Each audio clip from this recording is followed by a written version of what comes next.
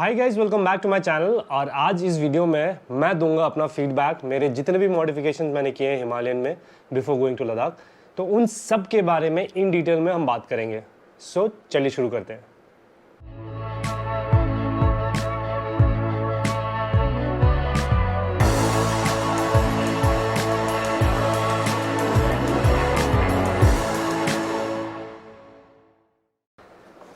पहले स्टार्ट करेंगे हम अपने जो कंफर्ट मॉडिफिकेशंस किए थे मैंने अपने बाइक के ऊपर।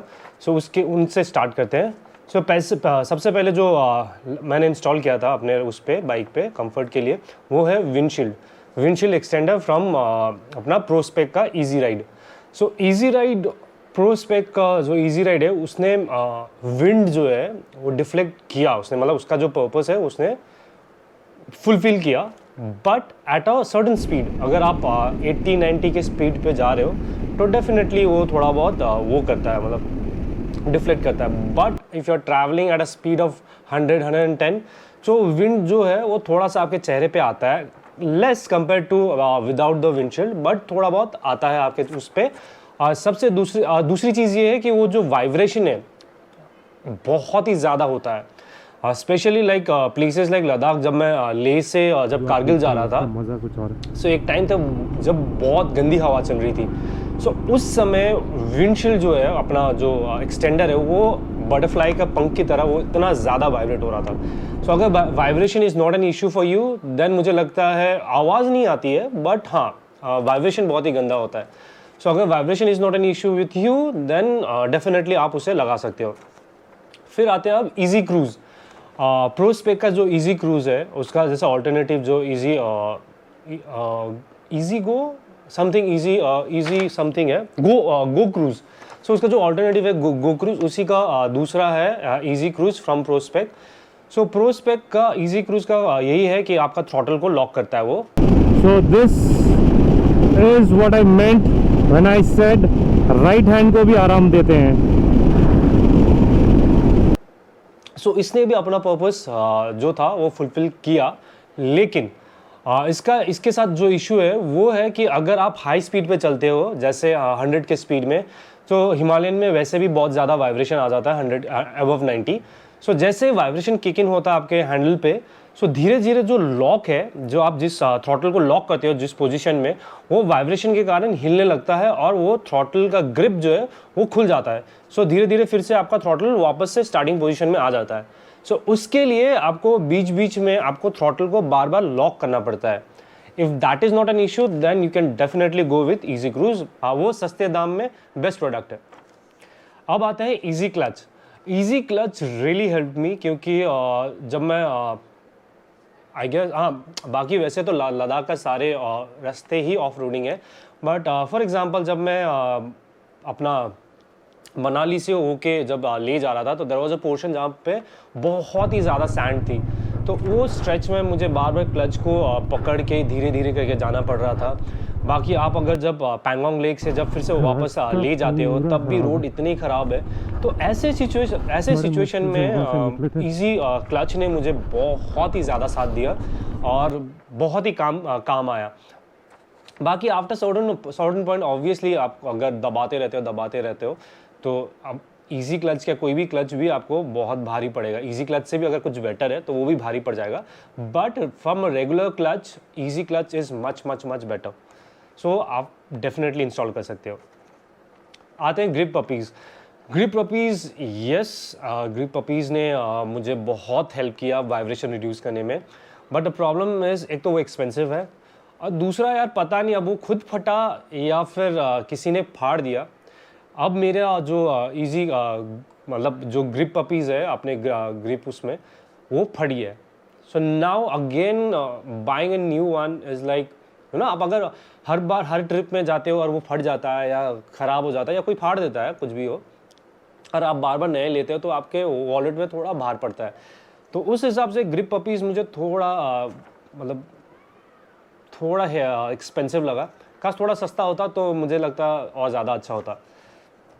अब आता आरी के टूरिंग सीट ने बहुत साथ दिया, क्योंकि मुझे याद है गोरखपुर से जब मैं दिल्ली जा रहा था, it was around almost 790 kilometres ऐसा कुछ था। और भाई वो टूरिंग सीट की वजह से ही मुझे लगता है एट अ स्ट्रेच में मैंने इतना खींच पाया, नहीं तो बहुत ही बुरा हालत होता। So touring seat is a definitely go for Himalayan riders, आरी के टूरिंग सीट। उसके बाद आते हैं Sahara seat gel seat cover.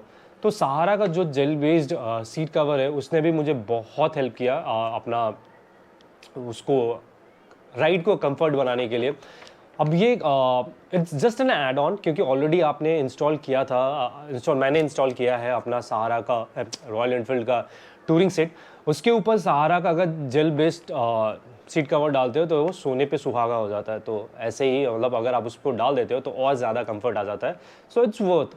अभी तक कुछ खराबी नहीं आया उसमें, सीट एकदम परफेक्ट है, सीट कवर एकदम परफेक्ट है। सो वर्थ इट। बाकी आते हैं क्रैश गार्ड आरी के आरी के क्रैश गार्ड। तो मैं जब पहुंचा था, रेवलसर पहुंचने वाला था, तो रेवलसर के पहले एक जगह पे मैं बाइक को लगाता हूँ साइड स्टैंड पे और बाइक गिर जाती है। और बाइक जैसे गिरती है अपना क्रैश गार्ड, और बाइक ऐसे नहीं कि चलता, मतलब खड़ी खड़ी गिर गई और अपना आरी का क्रैश गार्ड हो गया टेढ़ा। सो मुझे लगता है आरी का क्रैश गार्ड जो है वो पर्पस को फुलफिल करता है, बट स्ट्रॉन्ग नहीं है। और वो क्या बोलते हैं आप उसको, मतलब उस पर भरोसा नहीं कर सकते कि कभी भी कुछ अगर ज़्यादा बड़ा कुछ एक्सीडेंट हो जाए या ज़ोर से कुछ किसी चीज़ पे आप टकराओ, तो पता नहीं मुझे कि कितना वो इफेक्टिव है। तो मुझे लगता है आप थोड़ा महंगा करके, क्योंकि आरी compare to other after market crash guard जिनके है जाना के या जो ऑटो A4 के जो है A4 मोटोर्स के जैसे हैं, तो उन सब से मेरे को लगता है ये जो क्रैश गार्ड है ना थोड़ा सस्ता भी है और थोड़ा उतना ड्यूरेबल नहीं है। सो मुझे लगता है थोड़ा आफ्टर मार्केट थोड़ा महंगे लगा के आप ज़्यादा अपने आप को प्रोटेक्ट रखोगे। So I think you should go with that rather than आरी का क्रैश गार्ड। अब आरी का हार्ड पैनियर्स। आरी के हार्ड पैनियर्स के साथ मुझे एक ही प्रॉब्लम लगा, एक कि इसको अगर वो थे, क्योंकि मेरे लिए सबसे ज़्यादा इंपॉर्टेंट था सेफ्टी मेरे गियर्स के, तो उसने वो पर्पस सॉल्व किया, मतलब पर्पस फुलफिल किया। बट द प्रॉब्लम इज़ अगर आप अपने बाइक को 2-3 दिन कुछ सामान रखते हो उसके अंदर और 2-3 दिन उसको खोलते नहीं हो, 2-3 दिन अगर अपने पैनियर्स को नहीं खोलते हो तो उसके अंदर मॉइस्ट बैठने लग जाता है। तो धीरे धीरे अंदर आप अगर देखते हो तो एक वाटर का रेसिड्यू फॉर्म होता है वहाँ पे, और वहाँ पे आपके मतलब कपड़े जो भी अंदर सामान है उसको ख़राब कर सकता है बिकॉज ऑफ वाटर। सो वो थोड़ा मेरे को आरी का पैनियर्स का ये प्रॉब्लम लगा। और दूसरी चीज़ ये भी है कि थोड़ा मतलब चढ़ना उठने में थोड़ा वो हो जाता है, दिक्कत हो जाता है, सिंस इट्स अ हार्ड। सो कभी कभी आपका जूते वूते टकरा जाता है, बाकी इट्स ठीक है, चलेगा। अब आते हैं राइनॉक्स के टेल बैग। राइनॉक्स के टेल बैग जो कि मतलब राइनॉक्स के जो वाटरप्रूफ टेल बैग है वो मुझे इस बार मैंने 2 बार यूज़ किया था। उसको मैंने अपने अरुणाचल के ट्रिप में भी यूज़ किया था, तब it work really good. But मुझे लगता है ना वो एक तो सिंस वो पता नहीं कुछ रबड़ी मटेरियल का बना है, तो धीरे धीरे आप जब धूप पानी करते हो तो मुझे लगता है उसका जो ड्यूरेबिलिटी है वो ख़राब हो जाता है।